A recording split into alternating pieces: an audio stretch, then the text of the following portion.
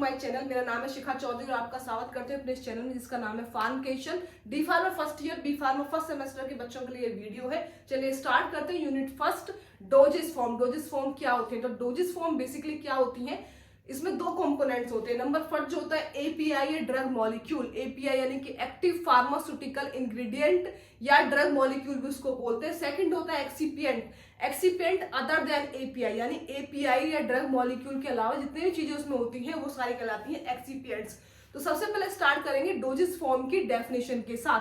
तो doses form की definition या मेंशन है, उसमें लिखा हुआ है कि इसका मतलब है डोजेस फॉर्म का कि ड्रग मॉलिक्यूल ऑब्लिक, ये जो डंडा होता है ना इस तरीके से, इसको बोलते हैं ऑब्लिक, इसका मतलब होता है या, ठीक है, ड्रग मॉलिक्यूल या एक्टिव एपीआईएस यानी कि active pharmaceutical ingredients are delivered to site of action with the body to produce optimum. यानी कि क्या होता है डोजेस फॉर्म किस लिए बनाई जाती है, क्या उनका रीजन होता है या क्या होती है वो होती है वो ड्रग मॉलिक्यूल या एक्टिव फार्मास्यूटिकल इंग्रेडिएंट जो कि डिलीवर किए जाते हैं किस पे, साइट ऑफ एक्शन पे विद बॉडी टू प्रोड्यूस, किस लिए, ताकि बॉडी जो है वो प्रोड्यूस करे desire effect and minimum adverse effect.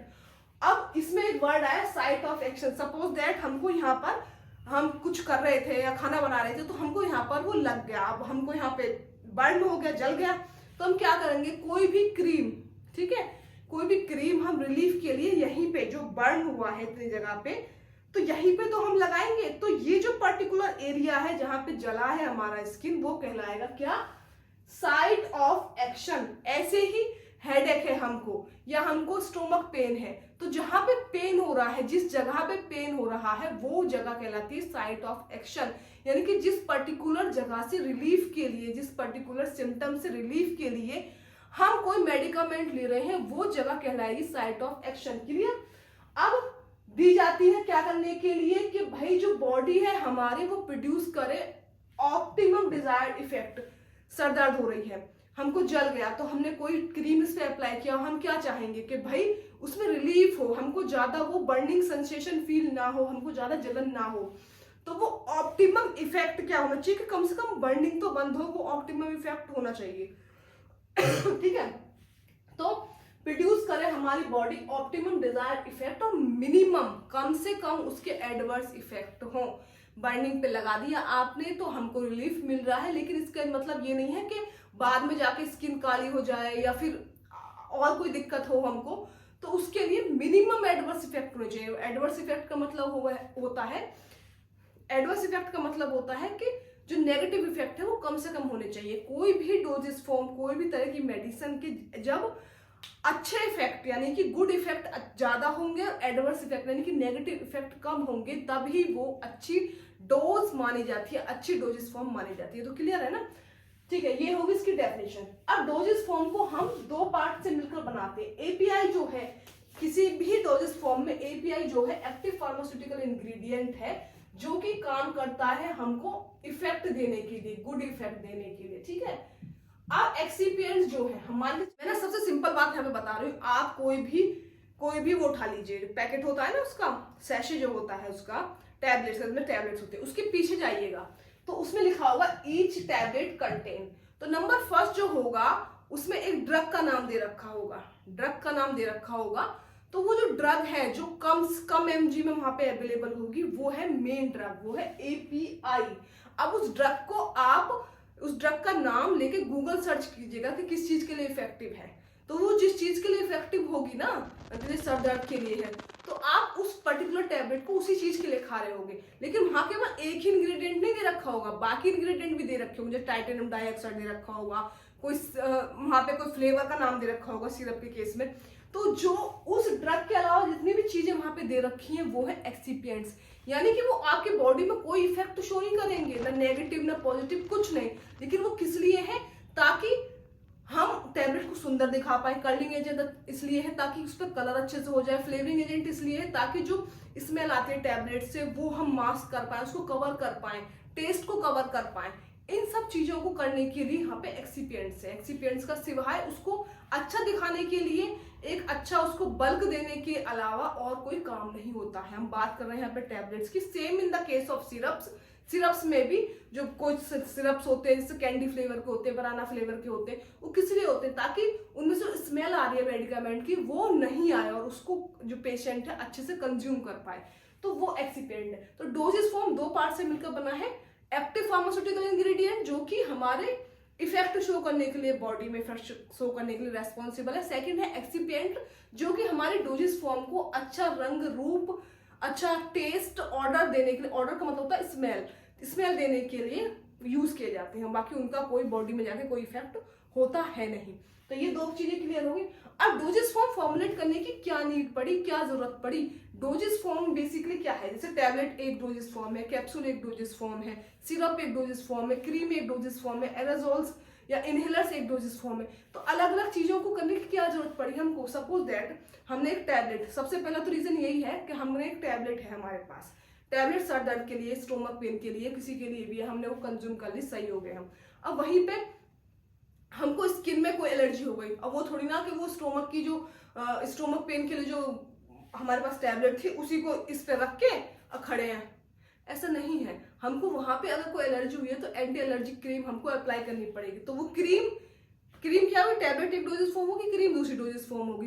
तो डिफरेंट जब हमको चीजें डिफरेंट डिजीजेस हो सकती हैं, जैसे कि स्किन डिजीज हो सकती है, कोई भी हमको आंख में कोई दिक्कत हो सकती है, तो उसके लिए डिफरेंट फॉर्मुलेशंस भी तो होने चाहिए। तो वही डिफरेंट फॉर्मुलेशंस डोजेस फॉर्म्स कहलाती हैं। तो नंबर फर्स्ट नीड क्या है, provide safe and convenient delivery of accurate doses. Provide करने के लिए सेफ और कन्वीनियंट, सेफ यानी कि सुरक्षा पूर्वक और कन्वीनियंट आसान तरीके से, ठीक है, आसान तरीके से।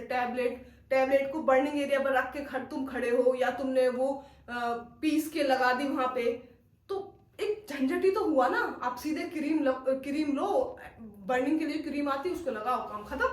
तो सेफ और कन्वीनियंट हो गया ना, आसानी से तुम सेफ तरीके से लगा भी पाए और आसानी से भी लगा पाए। सेकंड है protection of drug substance for atmospheric oxygen and moisture, example coated and sealed capsules. आपने देखा होगा बहुत सारी टैबलेट तो बिटर सी होती है, रफ सी टेक्सचर होती है उनकी बाहर से, बहुत सारी टैबलेट बड़ी शाइनी सी होती है, बड़ा अच्छा उनका शेप होता है, बड़ा टेक्सचर स्मूथ होता है।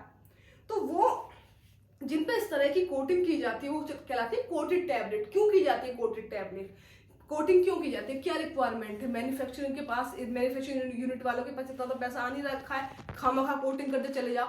वो इसलिए करते हैं क्योंकि जो ड्रग मॉलिक्यूल है उस टैबलेट में वो है मॉइस्चर गेन करने वाला, हाइग्रोस्कोपिक है, वो मॉइस्चर गेन कर लेता है। और जब कोई टैबलेट मॉइस्चर गेन करेगी ना एनवायरमेंट से, तो वो ब्रेक डाउन हो जाएगी। पानी में डालोगे तो तुम ब्रेक, टूटेगी ना टैबलेट, तो जब मॉइस्चर गेन करेगी तो ब्रेक हो जाएगी। तो उसको प्रिवेंट करने के लिए कोटिंग की जाती है, जैसे पेंट करते हैं ना हम दीवारों पे ताकि सीलन ना आए, तो वही सेम कंडीशन है टैबलेट के साथ। तो ऐसी टैबलेट्स को हम बोलते हैं कोटेड या सील्ड कैप्सूल, जो एक पूरे कैप में होते हैं ना, सील्ड वाले कैप्सूल्स, ठीक है।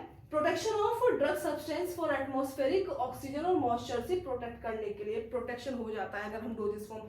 अब कोई पर्टिकुलर सब्सटेंस है जो हमको पता है कि भाई इस खुले में रख दिया हमने तो ये मॉइस्चर गेन कर लेगा एनवायरनमेंट से, तो उसको हम चाहेंगे कि उसको प्रोटेक्ट करें, इसको कोट करें। ऐसा नहीं है कि उसको पाउडर में पीस के पाउडर की फॉर्म में दे दें, उस डोजेस पाउडर की डोजेस फॉर्म में नहीं देंगे, हम उसको टैबलेट या कैप्सूल की डोजेस फॉर्म में ही देंगे ताकि हम उसको एनवायरमेंटल कंडीशन से बचा पाए। थर्ड है protection of doses form from gastric acid after oral administration. अच्छा, अब क्या हो रहा है कि प्रोटेक्शन करना डोजेस फॉर्म का किससे, गैस्ट्रिक एसिड से। हमने ओरली कोई टैबलेट खाई, हमने कोई टैबलेट खा ली, राइट।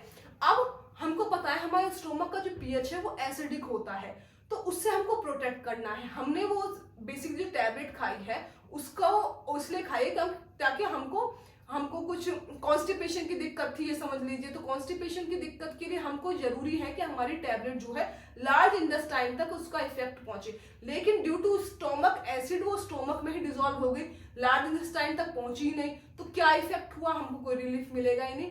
तो बहुत सारी डोजेस फॉर्म को इसलिए भी डिजाइन किया जाता है इस तरीके से ताकि वो हमारे स्टोमक के पीएच से, स्टोमक का जो एसिड है उससे बच पाए और अपना इफेक्ट जहां पे उनको शो करना है वहां पे वो शो करें, ठीक है।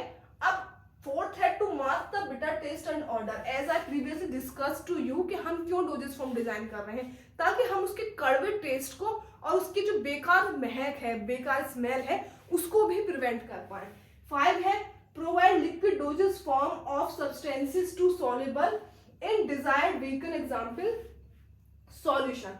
अच्छा, डोजेस फॉर्म और भी डिजाइन की जा रही है। हमको पता है कोई हमारा सब्सटेंस आसानी से डिजोल्व हो जाता है किसी भी, मान के चलिए कोई हमारा सिरप हमको बनाना है, ठीक है। अब हम ये देखेंगे कि जो हमारे सिरप के लिए जो हम ड्रग ले रहे हैं वो ऐसे कौन से सॉल्वेंट में डिजोल्व हो सकती है पूरी तरीके से, तो हम वही सॉल्वेंट लेंगे।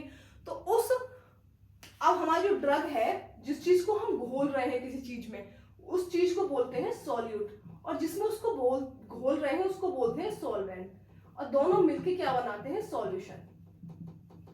ठीक है, आगे है 6 पॉइंट है provide optional drug action from other route of administration, ROA यानी कि route of administration, provide optional drug action from other route of administration. अब route of administration B pharma first year के बच्चों के लिए, डी फार्मा फर्स्ट ईयर के बच्चों के लिए नया वर्ड है। रूट ऑफ एडमिनिस्ट्रेशन क्या है, हमको आंख में दर्द है, हमने आंख में दवाई डाली, तो ये हो गया ऑफ्थेल्मिक रूट। ठीक है, हमको अस्थमा है तो हम इनहेलर ले रहे हैं, तो हम नाक से इनहेलर ले रहे हैं, तो ये हो गया नेजल रूट। अब हमको इंजेक्शन लेना है तो ये हो गया पेरेंट्रल रूट। हमको टैबलेट खानी है, ओरल रूट। हमको क्रीम लगानी है, टॉपिकल रूट। ठीक है, ये रूट होते हैं, मतलब किस तरीके से आप बॉडी में ड्रग का एडमिनिस्ट्रेशन करा रहे हो, किस तरीके से आप वो दवाई खा रहे हो, ले रहे हो, बॉडी के कांटेक्ट में आ रही है, वो कहलाता है रूट। किस रास्ते से, रूट माने रास्ता, तो किस रास्ते से आप वो चीजें कर रहे हो, तो वो कहलाता है route of administration. I hope ये क्लियर हो गया होगा। तो 6 जो है ये कहलाता है कि ऑप्शनल, हमको बहुत सारे ऑप्शंस मिल जाते हैं, सिर्फ एक टैबलेट ही बना दी, अब उसी को पीस के सब चीज की टैबलेट बन रही हो, मान कर चलो सब चीज की टैबलेट बन रही हो। कोई हमको एक्ने मार्क हो गया तो उसकी भी टैबलेट है, उसको भी घिस के लगाओ या उसको भी खाओ, तो बहुत ही इनकन्वीनियंस हो जाए कि सब चीज की दवाइयां खानी पड़ रही है। अब जहां हमको कोई निशान पड़ गया चेहरे पे, उसके लिए कोई चीज अप्लाई करने के लिए आ गई, तो हम दवाई खाने से बच गए ना। कौन पसंद करता दवाई खाना, कोई पसंद नहीं करता। तो हमको बहुत सारे रूट मिल जाते हैं। अब मानकर चलिए कोई पेशेंट कोमा में है, वो नहीं है भाई, वो नहीं खा सकता टैबलेट, तो उसको क्या करेंगे, पेरेंट्रल रूट, बाय इंजेक्शन से हम उसको ड्रग पहुंचाएंगे ना। तो ये इसलिए बहुत सारे ऑप्शन हो जाते हैं, इसलिए doses form different different design की जाती है। अब 7 है provide insertion of a drug into one the body orifice. इसके अलावा अभी तो हम रूट ऑफ एडमिनिस्ट्रेशन की बात कर रहे थे, तो एक होता है रूट ऑफ एडमिनिस्ट्रेशन इम्प्लांट करना। मान के चलिए हमको एक लॉन्ग ड्यूरेशन ऑफ टाइम के लिए, एक लंबे पीरियड के लिए कोई ड्रग लेनी है। अब हम उसको बार बार नहीं खा सकते, या हम अनकॉन्शियस हैं, हम नहीं है अपने होश में, कॉन्शियस नहीं है हम, तो हम क्या करता है डॉक्टर कि टिश्यू में ना, मतलब थोड़ा सा किसी भी पार्ट से आपके स्किन में उसको इम्प्लांट कर देता है, मतलब उसको लगा देता है, थोड़ा सा जगह हटा के स्किन को वहां पे उसको रख देता है। वो धीरे धीरे क्या करती है, वो ड्रग धीरे धीरे रिलीज होती रहती है एज पर द रिक्वायरमेंट। तो पेशेंट जो होश में ही नहीं है वो दवाई कहाँ खा पाएगा, और नहीं उसको वेन्स मिल रही है, कुछ दिक्कत है, तो वो आराम से वहीं पे इम्प्लांट हो गया एक बार में ही, वो आराम से चलता रहेगा। तो वो इम्प्लांटेशन भी एक रूट ऑफ एडमिनिस्ट्रेशन है। Provide extended drug action through control release mechanism. अब कंट्रोल रिलीज मैकेनिज्म क्या है, आपने देखा होगा कि ऐसा कहा जाता है कि एक टैबलेट खा लीजिए सिर्फ, ये काफी देर तक काम करेगी। जो टैबलेट एक लंबे समय के लिए ड्रग रिलीज करे उसको बोलते हैं control release, control drug release. एक कंट्रोल मैनर में सफिशिएंट अमाउंट में धीरे धीरे वो ड्रग रिलीज कर रही है बॉडी में, उसको बोलते हैं कंट्रोल ड्रग रिलीज, राइट। तो प्रोवाइड करती है एक लंबे समय के लिए अपना एक्शन, किस रूट से, किसकी हेल्प से, कंट्रोल रिलीज मैकेनिज्म की हेल्प से। अब 9 है provide the placement of drugs with in body tissues, example implant. ये मैंने इम्प्लांट का आपको बता ही दिया। One of the body orifice. अच्छा, इम्प्लांट का ये है ऑरिफिस। एक ऑरिफिस का मतलब होता है जैसे कि रेक्टल रूट से सपोस्ट्रीज, जब आप फाइंड आउट करेंगे ना गूगल पे सपोस्ट्रीज, तो आप फाइंड आउट कर पाएंगे कि रेक्टल रूट से, एनएस रूट से, जिस रूट से हम स्टूल पास करते हैं, जो मल जो होता है, जो आप कह सकते हो आम भाषा में जो पॉटी होती है, उसको हम पास करते हैं, ओ कहता है एनएस रूट, तो उस एनएस रूट से भी मेडिकामेंट दी जाती हैं। वेजाइनल रूट से भी, जो कि फीमेल रिप्रोडक्टिव सिस्टम होता है, ऑर्गन होता है सॉरी, तो उससे रूट से भी मेडिकामेंट दी जाती हैं। तो डिफरेंट डिफरेंट बॉडी कैविटीज, उनको बोलते हैं बॉडी कैविटीज से हम मेडिकामेंट ले सकते हैं। This is also a route of administration, ये भी एक रूट ऑफ एडमिनिस्ट्रेशन है। ठीक है, अब provide the optimal drug action through inhalation therapy. Inhalation, अब हमको मान के चलिए अस्थमेटिक पेशेंट है, तो बहुत सारे अस्थमेटिक पेशेंट हम देखे होंगे पंप रखते हैं वो अपने पास, या फिर जो छोटे बच्चे होते हैं उनको सर्दी लग जाती है तो वो क्या करते हैं, इनहेलेशन थेरेपी लेते हैं, उनको मतलब कि मास्क लगा दिया जाता है और ड्रग जो है वो एक भाप की फॉर्म में उनको दी जाती है। तो वो डायरेक्ट जब आप सांस में एज एयर आप ले रहे हो तो वो फेफड़ों में जाएगी तो हमको रिलैक्स फील कराएगी, वहां पे हमको खांसी कम आएगी बच्चों को, और अस्थमेटिक पेशेंट को भी वहां पे वो ब्रीथिंग का जो होता है, अस्थमेटिक पेशेंट में क्या होता है, मतलब सांस नहीं ले पाते हैं प्रॉपर तरीके से, तो वो रिलैक्स हो जाएंगे। तो वो भी एक रूट ऑफ एडमिनिस्ट्रेशन है, इसको इनहेलेशन थेरेपी बोलते हैं, यानी कि इनहेल करना, वेपर्स की फॉर्म में मेडिकामेंट को इनहेल करना। ठीक है, अब क्लासिफिकेशन ऑफ डोजेस फॉर्म, इन डोजेस फॉर्म को क्लासिफाई करें तो दो बेसिस पे क्लासिफाई की जाएंगी। नंबर फर्स्ट है based on route of administration के बेस पे क्लासिफाई की जाएंगी कि भाई टॉपिकल रूट है, यानी कि स्किन के ऊपर लगाने वाला ये टॉपिकल रूट की मेडिकामेंट है, ये पेरेंट्रल इंजेक्शन रूट की इंजेक्शन जिसको पेरेंट्रल रूट की मेडिकामेंट है, ये ओरल रूट की है, नेजल रूट की है, रेक्टल, एनस, कौन से रूट मतलब किस रूट के बेसिस पे किस तरीके से आप उस ड्रग को बॉडी में ले रहे हो, उस तरीके के बेसिस पे, उस रूट के बेसिस पे क्लासिफाई करना। सेकंड है बेस्ड ऑन फिजिकल फॉर्म, किस फॉर्म में है वो, लिक्विड फॉर्म में है, सेमी सॉलिड फॉर्म में है, गैसेस फॉर्म में है, सॉलिड फॉर्म में, किस फॉर्म में है वो, तो solid, semi solid, liquid, gases, ये क्लासिफाई अलग किए गए हैं based on route of administration. Number first है ओरल रूट, माउथ से ले रहे हैं, पेरेंट्रल, डायरेक्ट इंजेक्शन दिया जा रहा है, transdermal route, then respiratory inhalant, हम रेस्पिरेशन इनहेलेशन हो रहा है। ठीक है, ऑप्थेल्मिक, आंख के लिए, आंख में दवाई जो डाल रहे हैं वो ऑप्थेल्मिक रूट है, रेक्टल रूट है, वेजाइनल रूट है, रेक्टल रूट जो कि जहां से हम स्टूल पास करते हैं वो रेक्टल रूट है, वेजाइनल रूट है, ऑटिक। तो ये सारे रूट ऑफ एडमिनिस्ट्रेशन के बेसिस पे क्लासिफाई किए गए हैं और ये सारे बेस्ड ऑन फिजिकल फॉर्म। अब नेक्स्ट जो लेक्चर होगा इससे आगे ये सबको मैं एक्सप्लेन करूंगी, अभी मैं थोड़ा थोड़ा इसलिए कर रही हूँ क्योंकि बहुत ज्यादा आप ऐसा ना हो कि थोड़ा ही समझें और ठीक से समझें, बहुत ज्यादा अभी तो क्लासेस स्टार्ट भी नहीं हुई है, हम देख भी लेंगे। और फार्मास्यूटिक्स की video already complete video uploaded है मेरे चैनल पे, ये तो मैं दोबारा से करा रही हूँ ताकि आप अच्छे से समझ पाए। So this is it for today's video. Hope you like this video, and if you do, then don't forget to like, comment, share and subscribe to my YouTube channel, that is Farmcation. Thank you for being here and thank you so much for watching the video.